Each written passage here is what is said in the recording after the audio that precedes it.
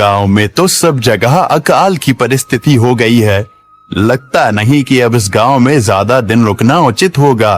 काम के लिए बाहर गांव तो जाना ही पड़ेगा। भूषण काम की तलाश में दूसरे गांव की ओर निकल पड़ता है।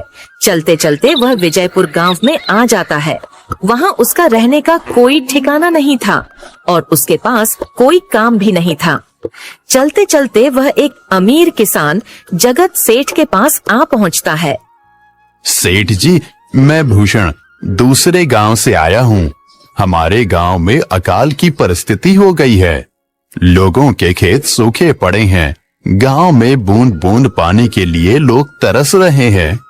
अगर मुझे आपके पास कुछ काम मिल जाएगा तो बहुत कृपा होगी बड़े भाई। अरे रे, लगता है तुम्हारी हालत बहुत खस्ता हो गई है। ठीक है, वैसे मेरे पास एक काम तो है, पर लगता नहीं कि तुम वो कर पाओगे। सेठ जी, आप चिंता ना करें। मुझे आप कोई भी काम दे सकते हैं। मैं वो काम पूरी मेहनत और ईमानदारी से करूंगा। अच्छा ठीक है भूषण, तो कान खोल कर सुन लो। मेरे पास 50 गायें और 50 भैंसे हैं। तुम्हें हर रोज इन जानवरों का गोबर निकालना होगा और रोज सुबह शाम उन्हें चारा पानी देना होगा।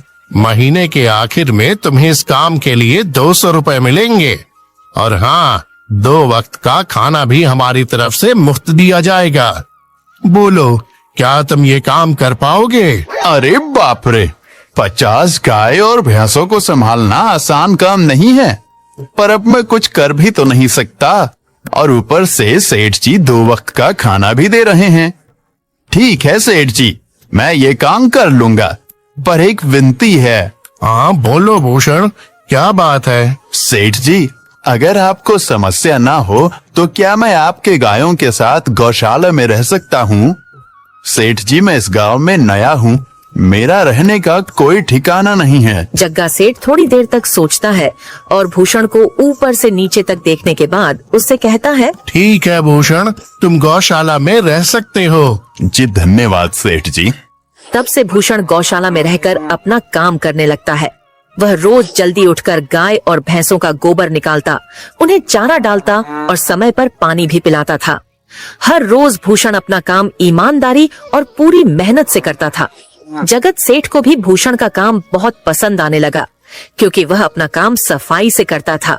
एक दिन जगत सेठ भूषण को बुलाकर उससे बोलता है, भूषण, मुझे तुम्हारा काम बहुत पसंद आया है।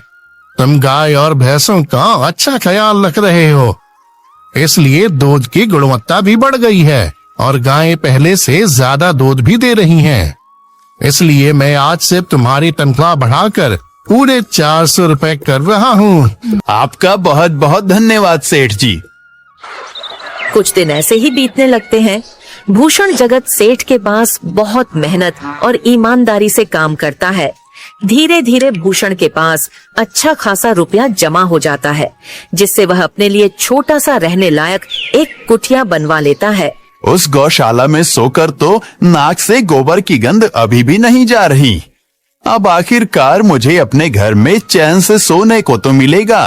तब से भूषण जगत सेठ के पास गौशाला में काम करने आता और 2 वक्त का खाना खाकर अपने घर सोने के लिए चला जाता था। कई साल ऐसे ही बीत जाते हैं। भूषण की मेहनत के कारण उसके पास अच्छा खासा रुपया जमा हो जाता है। एक दिन भूषण जगत सेठ से बोलता है, सेठ जी, आजकल गांव में चोरी की समस्या बहुत बढ़ गई है और मेरे पास कुछ रुपए भी जमा हैं जो मैंने अपने घर में रखे हुए हैं, पर मुझे उन पैसों की चोरी की चिंता हो रही है। आपको तो पता है कि मैं दिन भर आपके पास ही काम करता हूँ और सिर्फ रात में ही घर सोने जाता हूँ, इसलिए मुझे रोज उन पैसों की चोरी की चिंता सताती है। हाँ भूषण, तुम बात तो बिल्कुल सही कह रहे हो। आए दिन गांव में नए नए चोरी के किस्से सामने आ रहे हैं और दिन भर तो तुम्हारा घर खाली ही रहता है, तो चोरी होने की संभावना तो जरूर है। जगत सेठ थोड़ी देर सोचता है और फिर भूषण से कहता है, देखो भूषण, ऐसे समय में तो गांव में एक ही जगह है जहां पर तुम्हारा धन सुरक्षित रह सकता है, और वो है जमींदार का घर। क्या जमींदार का घर? हाँ भूषण, इस गांव के जमींदार बहुत ईमानदार और दयालु हैं। ऐसा मैंने कुछ लोगों से सुना है और उनके घर पर बहुत सारे पहरेदार भी हैं, तो चोरी होने की संभावना बहुत कम है। तुम अपने पैसे उनके पास रख सकते हो। अच्छा, ऐसा है क्या सेठ जी?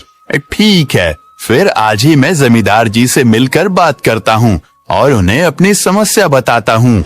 उस दिन भूषण जमींदार जी के घर उनसे बात करने जाता है। तुम रुको, कहाँ अंदर आए जा रहे हो? वहीं रुक जाओ। जी, मुझे जमींदार जी से मिलना है। मुझे उनसे कुछ काम है। क्या काम है तुमको उनसे? मुझे जरा बताओ। जी, मुझे कुछ पैसे रखवाने थे उनके पास, यही काम के लिए आया था मैं। अच्छा ठीक है, तुम अंदर जा सकते हो।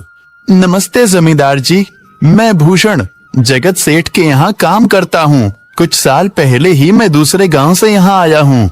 अच्छा भूषण, बोलो तुम्हारा क्या काम है मेरे पास? जमींदार जी, मैं सालों से जगत सेठ के पास काम कर रहा हूँ और मैंने कुछ रुपए भी जमा कर लिए हैं, पर बात यह है कि गांव में चोरी की समस्या बहुत बढ़ गई है, तो मुझे अपने रुपए घर में रखने से डर लग रहा है।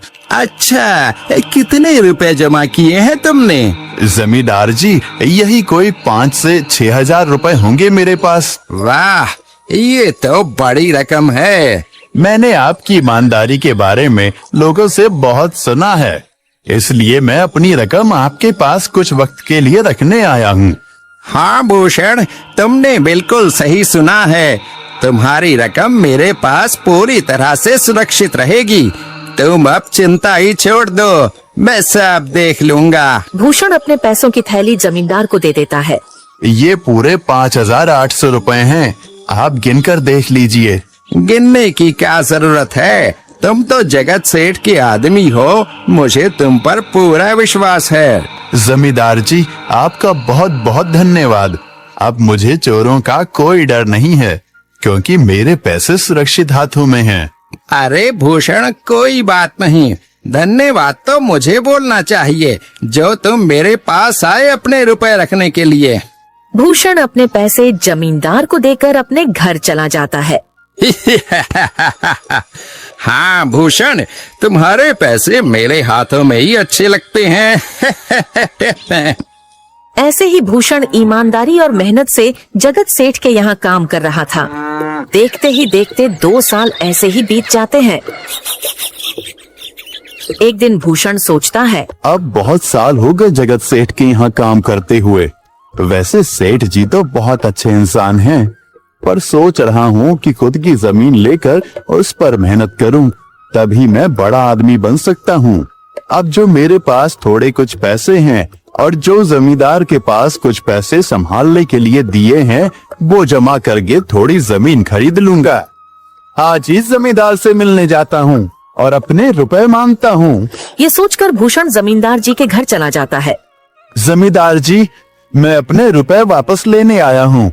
आपके पास मैंने 5,800 रुपए दिए थे संभालने के लिए। अरे भाई साहब, मैंने पहचाना नहीं आपको, वैसे कौन हो आप? अरे जमींदार जी, मैं भूषण हूँ। पिछले साल मैंने आपको पैसे संभालने के लिए दिए थे, याद आया कुछ? अरे भाई साहब, मेरे पास कितने सारे लोग आते जाते हैं पैसे रखने के लिए, और सभी के साथ मेरा अच्छा व्यवहार होता है। वैसे आपके पास कोई कागजात हैं क्या? क्योंकि मैं हर व्यक्ति से कागज पर ही व्यवहार करता हूँ। किसने कितने पैसे दिए, किसके कितने पैसे रखे हैं, सबका व्यवहार रहता है मेरे पास। जमींदार जी, ये आप क्या बात कर रहे हैं? आपकी ईमानदारी देखकर ही मैंने आपको पैसे दिए थे संभालने के लिए, और आप अब ऐसी बातें कर रहे हैं। कृपया करके मेरे पैसे मुझे वापस कीजिए। हाँ भूषण, मैं ईमानदारी से ही काम करता हूँ, इसलिए तो तुमसे मैं डॉक्यूमेंट्स मांग रहा हूँ। क्या तुम्हें पता नहीं, जब तुम किसी से पैसों का व्यवहार करते हो तो तुम्हें स्टाम्प पेपर पर लिख कर देना पड़ता है। तुम किसी से भी पूछ सकते हो। नहीं जमींदार जी, मैं आपके पैर पड़ता हूँ, कृपया करके मेरे रुपए मुझे दे दीजिए। बड़ी मेहनत से मैंने वो पैसे जमा किए थे, मुझ पर ऐसा अन्याय ना करें। अरे क्या ये झूठ मूठ का रोना धोना लगाया है? लगता है तुम ढोंगी हो और मेरी ईमानदारी और भोलेपन का फायदा उठाकर मुझसे ये रुपए लेने आए हो। रुक, तुझे अभी सबक सिखाता हूँ। जमींदार अपने आदमियों को बुलाकर भूषण की पिटाई करने को कहता है। इसे तब तक मारो जब तक ये बेहोश ना हो जाए। इस 2 कौड़ी के आदमी ने मेरी ईमानदारी पर सवाल उठाया है, इसे छोड़ना मत। जमींदार के आदमी भूषण को डंडे से खूब मारते हैं। फिर भूषण दुखी होकर अपने घर चला जाता है। भूषण के शरीर पर घाव के निशान स्पष्ट दिखाई दे रहे थे। 2 दिन से भूषण घाव के दर्द के कारण जगत सेठ के घर काम के लिए नहीं जा पाता है। इसलिए अगले दिन जगत सेठ भूषण के पास आ जाते हैं। वह देखते हैं कि भूषण खाट पर सो रहा है और वह बड़ा ही चिंता में नजर आ रहा है। भूषण भाई, तुम 2 दिन काम पर नहीं आए, क्या हुआ भाई? तबीयत ठीक है ना तुम्हारी? कुछ समस्या है क्या? अरे सेठ जी, आप खुद यहाँ आए हो। आप खबर भिजवाते तो मैं खुद चला आता। अरे भूषण, कोई बात नहीं, तुम्हें देखकर लगता है तुम बीमार हो। क्या हुआ है तुम्हें? जगत सेठ, क्या बताऊं, जिस जमींदार के पास पिछले साल मैंने अपने पैसे संभालने को दिए थे, वो आज मुझे पैसे वापस नहीं करना चाहता। वो बहुत लालची इंसान है, वो लोगों को ठग रहा है। और जब मैंने बाद में गिड़गिड़ाना शुरू किया तो उसने डंडे से मार मार कर मेरी पिटाई करवा दी और मुझे वहां से धक्के मार कर निकाल दिया। अरे बाप रे, ये तो बड़ा ही गंभीर विषय है। मैंने तो जमींदार के बारे में अच्छा ही सुना था और मुझे भी नहीं पता था कि वो इंसान इतना गिरा हुआ है। तभी मैं सोचूं हर साल उसकी संपत्ति इतनी ज्यादा कैसे बढ़ रही है। मुझे माफ कर दो भूषण, मैंने ही तुम्हें जमींदार के पास जाने को बोला था। गलती तो मेरी भी है। नहीं जगत सेठ, आप तो मेरा अच्छा ही सोच रहे थे। ये तो उस जमींदार का लालच है। अब लगता नहीं मेरे पैसे उस जमींदार से वापस मिलेंगे भी।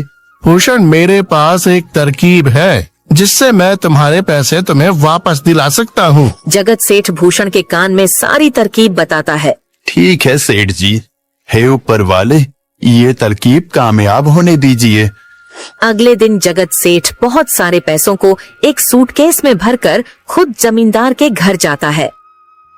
अरे जगत सेठ, आज आप खुद यहाँ? बोलो भाई, इस गरीब के घर कैसे आना हुआ? हमारा तो ये सौभाग्य है कि आप जैसे धनी आदमी के चरण हमारे घर में लगे हैं। नमस्ते जमींदार जी। अरे जमींदार जी, आप तो मुझे अब लज्जित कर रहे हैं। वैसे मैं कुछ महीनों के लिए दूसरे राज्य में व्यापार करने जा रहा हूँ। मैं ये लगभग 50,000 रुपए लाया हूँ। मुझे डर है कि कहीं ये चोरी ना हो जाए। क्या आप मेरे सारे पैसे अपने पास संभाल कर रख सकते हैं? आपके सिवाय इस गांव में और किसी पर भरोसा नहीं कर सकता। अरे जगत सेठ, ये भी कोई पूछने की बात है? मेरे पास आपके पैसे बिल्कुल सुरक्षित रहेंगे। आप निश्चित होकर व्यापार करने जा सकते हैं। इस बार तो बड़ी मछली हाथ लगी है। बार बार ऐसा मौका नहीं मिलता। भारी माल हाथ में लगने वाला है। तभी वहाँ पर भूषण आ जाता है। अरे भूषण, तुम? अच्छा हुआ तुम आ गए। मैं तुम्हारे पास ही आने वाला था। मुझे माफ करना, उस दिन तुम्हें पहचान नहीं पाया।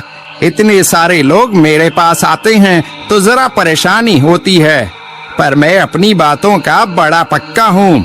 हाँ रुको, मैं तुम्हारे सारे पैसे अभी देता हूँ। जमींदार भूषण के सारे पैसे उसे लौटा देता है। माफ करना भूषण, मेरे आदमियों ने तुम्हारे साथ उस दिन बदतमीजी की। मैं आज ही उनको काम से निकालता हूँ। भूषण बिना कुछ बोले वहाँ से चला जाता है। अरे क्या बात है जमींदार जी, आप तो अपनी बातों के बहुत पक्के हैं। तो ठीक है, मैं अपने सारे पैसे आपके पास रख सकता हूँ। जगत सेठ इतना बोल ही रहा था कि तभी वहाँ जगत सेठ का नौकर आ जाता है। मालिक, अब आपको बाहर के राज्य में जाने की कोई जरूरत नहीं है।